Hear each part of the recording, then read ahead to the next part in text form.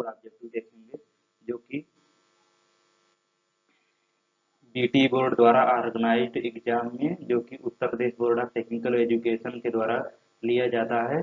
उत्तर प्रदेश की ऑर्गेनाइजेशन है और आने वाली आगामी एग्जाम में आपकी मदद कर सकता है। तो चलिए हम लोग शुरुआत करते हैं, ऑब्जेक्टिव की तरफ आगे बढ़ते हैं दोस्तों। एक बार मैं पेन सेलेक्ट कर लेता हूँ, फिर हम लोग का काम आगे बढ़ने लगेगा। तो हमारा जो नेक्स्ट क्वेश्चन है, ऑब्जेक्टिव हमारा ये इस तरीके से बन सकता है। The value of reheat factor यानी पुनर्तापन गुणांक, रीहीट यहाँ पे दोस्तों री रीहीट फैक्टर होना चाहिए। रीहीट फैक्टर की वैल्यू कितनी होगी? तो रीहीट की फैक्टर की वैल्यू 1.1 टू 1.5 के बीच में लाइक करता है, ये आपको ध्यान रखना है और ये आपके एग्जाम में बन सकता है। Super heater is implied to, तो सुपर हीटर किस लिए स्थापित किया जाता है power sorry thermal power plant में? तो उष्मा को ज़्यादा गर्म करने के लिए, हीट द हीट वाटर, यानी कि पानी को गर्म करने के लिए। सुपर हीटर यानी कि दोस्तों जो सुपर हीटर होता है, सुपर हीटर उष्मा को और अधिक मतलब जो ड्राई वेपर होता है उसको जो वेट वेट वेपर होता है उसको ड्राई वेपर में चेंज करने के लिए सुपर हीटर एम्प्लॉयड किया जाता है। तो हीट द हीट वाटर इसमें दिया हुआ है, लेकिन जब जो कि होगा वेट स्टीम को ड्राई स्टीम में चेंज करने के लिए सुपर हीटर का प्रयोग किया जाता है। Steam is super heated in order to improve the Rankine cycle efficiency, Rankine cycle की एफिशिएंसी बढ़ाने के लिए हम लोग स्टीम में सुपर हीटेड करते हैं। स्टीम को मतलब और अधिक गर्म किया जाता है, यानी कि वेट स्टीम से ड्राई स्टीम में इसलिए किया जाता है ताकि रैंकाइन साइकिल की एफिशिएंसी बढ़ सके। चिमनी की दक्षता कितनी होती है? जो चिमनी हम लोग थर्मल पावर प्लांट में यूज करते हैं उसकी एफिशिएंसी 0.25% होती है। ये आपके एग्जाम में बन सकता है, बहुत ही इंपॉर्टेंट ऑब्जेक्टिव है, तो इसको आप लोग को ध्यान में रखना है। नेक्स्ट क्वेश्चन की तरफ हम लोग आगे बढ़ते हैं। उच्चतम तापमान वाली भाप होती है, तो जो हमारे इकोनोमाइजर में होती है उसमें बोल रहे हैं कि उच्चतम तापमान वाली भाप होती है इकोनोमाइजर में।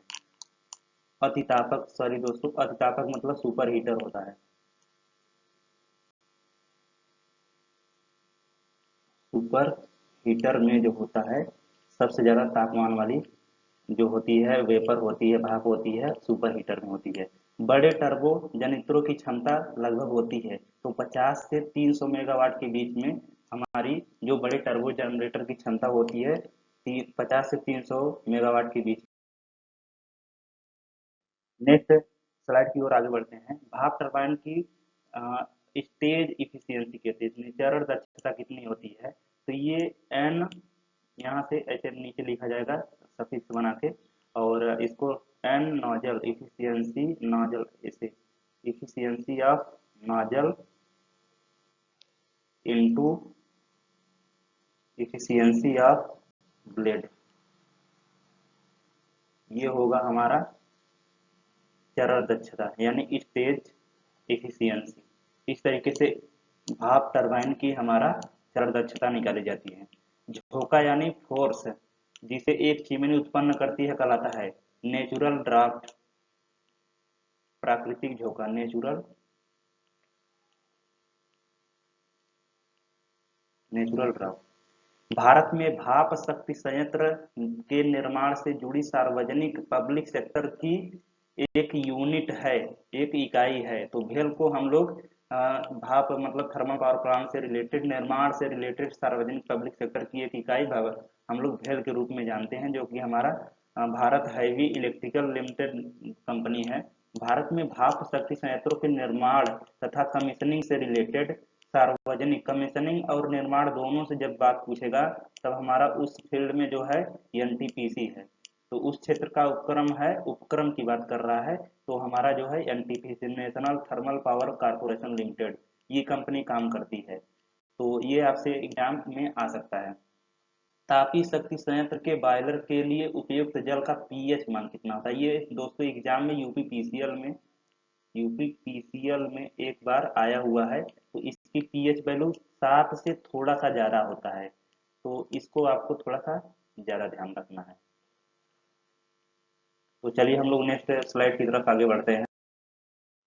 एक आधुनिक बॉयलर से कोयला और तथा ऊष्मा पुनः प्राप्ति संसाधनों, मतलब कि रीयूज, जो एसेसरीज होती हैं से प्रयोग से लगभग दक्षता होती है। तो बॉयलर की इफिशियंसी जो होती है बढ़ जाती है 85 से 90% तक, जो होता है एसेसरीज से हम लोग बढ़ा लेते हैं बॉयलर की इफिशियंसी। और भारतीय कोयले में राख का अंश कितना हो, तो 20% होता है भारतीय कोयले में। एक तापीय शक्ति संयंत्र में संघनित्र का कार्य होता है, तो संघनित्र का काम होता है वाष्प का जल में वाष्प का संघनन। वाष्प शक्ति संयंत्र यानी थर्मल पावर प्लांट और संयंत्र में संघनित्र के संघनन में प्रयोग किया जाता है वाष्प का जल। चलिए नेक्स्ट क्वेश्चन की तरफ हम लोग चलते हैं। तो दोस्तों, निम्नलिखित में से किसको परमाणु रिएक्टरों में एक मंदक यानी रिएक्टर के रूप में प्रयोग किया जाता है, तो डीटीओ भारी जल को हम लोग प्रयोग करते हैं एज ए रिएक्टर। फिर से वही क्वेश्चन रिपीट हुआ है, देख लीजिए। जो है hydro electric power hydro electric power station Kaplan turbine जो होता है किस मीडियम के लिए किया जाता है, तो कैप्लान जो होता है निम्न हेड के लिए किया जाता है। निम्न हेड जो होता है तीन प्रकार के होते हैं। ये होता है हाई, मीडियम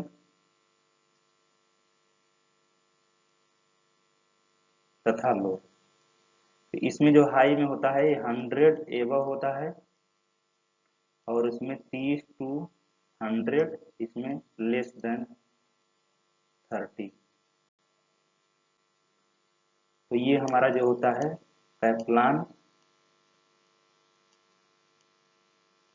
फ्रांसिस, तथा ये होता है जो पेल्टन व्हील टरबाइन। तो इस तरीके से हमारा टरबाइन काम करता है।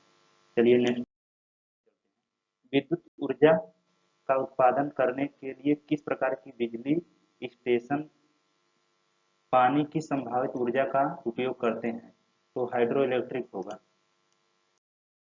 किस प्रकार की ऊर्जा, दो बार हो गए रिपीट। गैस टरबाइन संयंत्र में प्रयोग टाइम मूवर किस रूप में होता है, तो गैस टरबाइन के रूप में होगा जब भी होगा। तो स्टीम पावर स्टेशन में अल्टरनेटर की भूमिका होती है।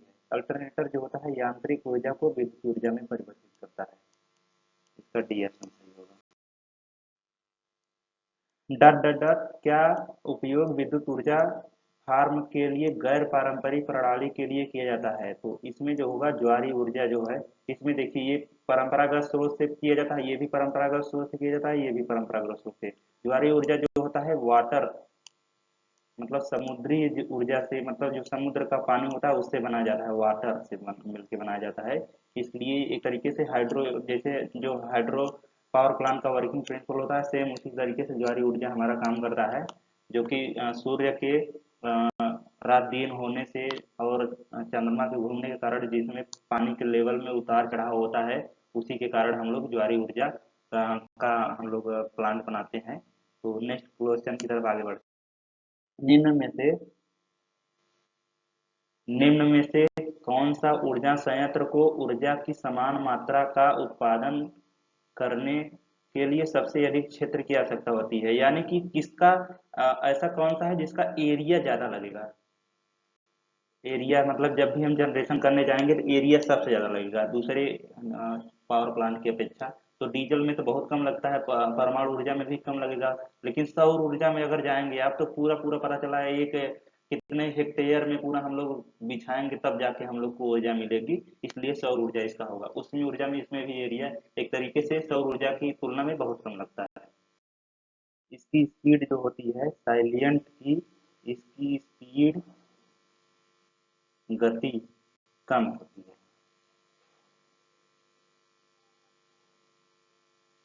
नेक्स्ट क्वेश्चन, गैस टरबाइन बिजली संयंत्र में रीजनरेटर का इस्तेमाल क्यों किया जाता है।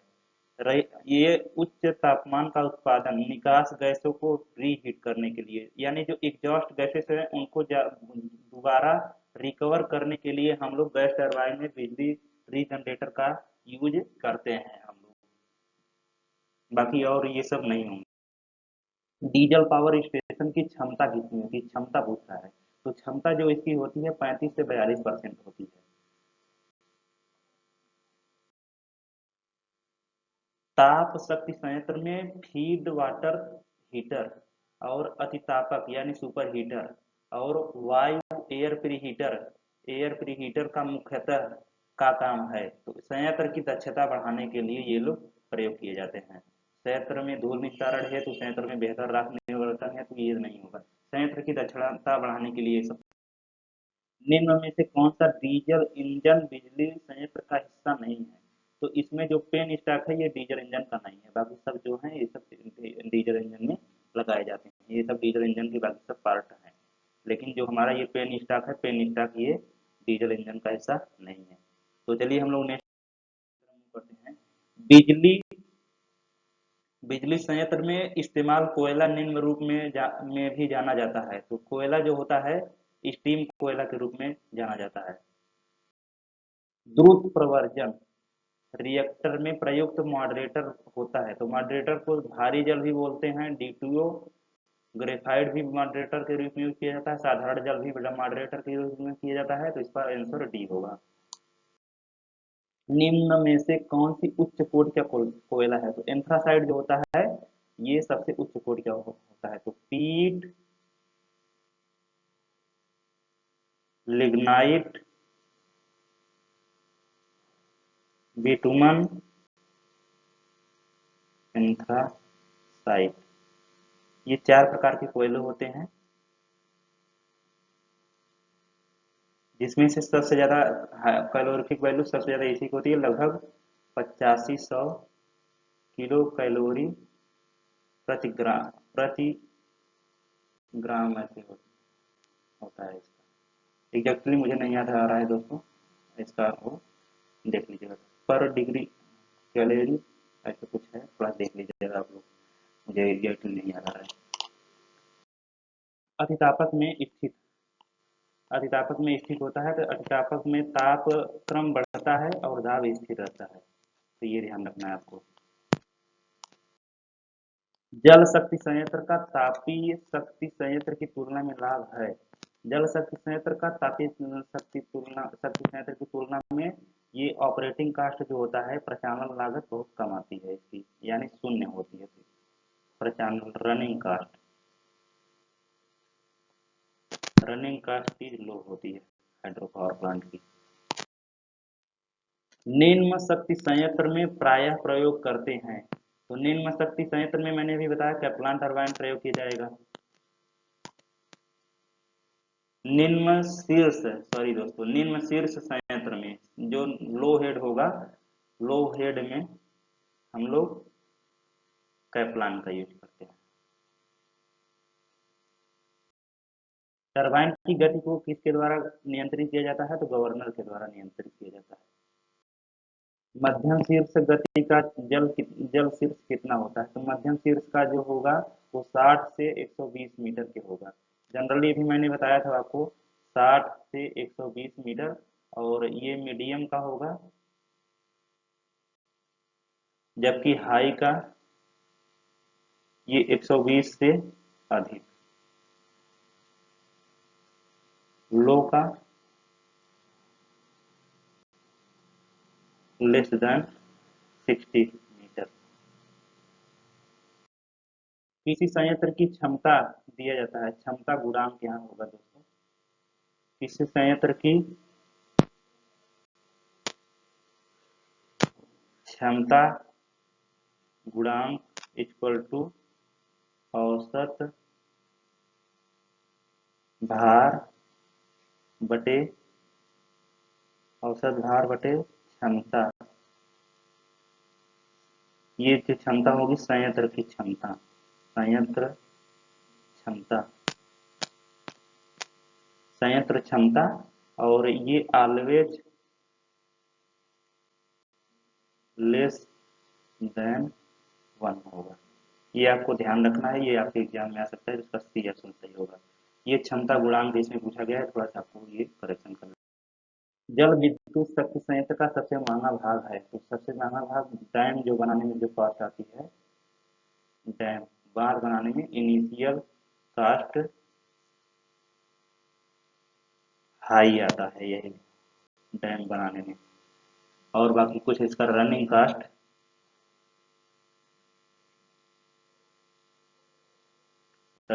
लो होता है।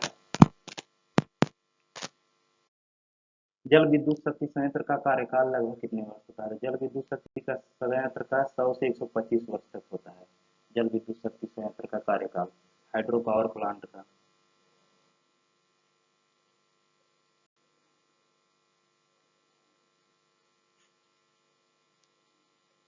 नेक्स्ट क्वेश्चन की तरफ मूव करते हैं। बड़े शक्ति संयंत्रों के लिए भू संपर्कन प्रतिरोध, ये आपको रखना है अर्थ रेजिस्टेंस।